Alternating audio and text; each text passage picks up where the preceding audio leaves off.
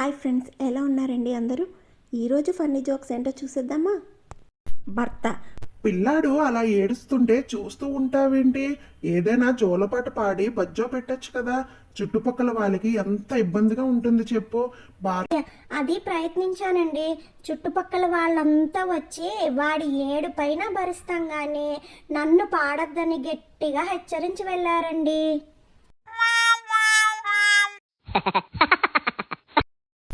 భార్య: ఎందుకండి నేనంటే అంత కోపం మీకు? భర్త: కోప్పడకుండా ఎలా ఉండగలను చెప్పు. మీ వాళ్ళు అంత మోసం చేస్తే నన్ను. భార్య: వాళ్ళు ఏం చేశారండి?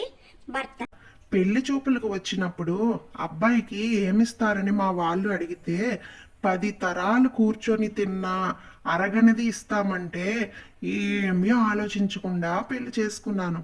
తీరా నీకు పీట ఇచ్చి పంపారు. కోపం రాక ఏమొస్తుంది చెప్పు.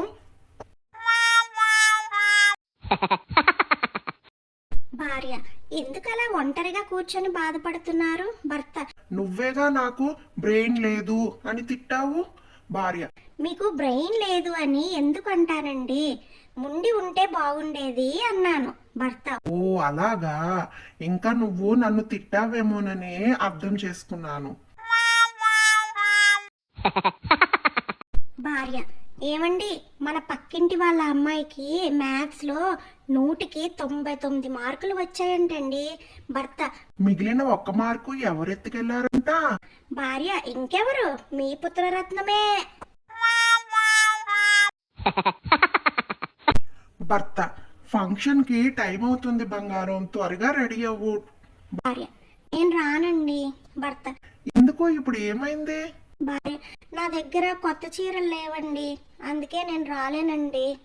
భర్త: నువ్వు ఈ మాట అంటావనే నీకు కొత్త చీర తెచ్చాను, తీసుకో. భార్య: సూపర్, ఇలాంటి కలర్ ఒక్కటి కూడా నా దగ్గర లేదండి. ఎక్కడ కొన్నారు? భర్త: కొనలేదు, మన బీరువాలోనే దొరికింది. భార్య: రాత్రంతా ఆలోచించగా నాకు విషయం అర్థమైందండి. భర్త: ఏంటది? భార్య: అందరిలా మనం ఎందుకు పొదుపు చేయలేకపోతున్నామా అని.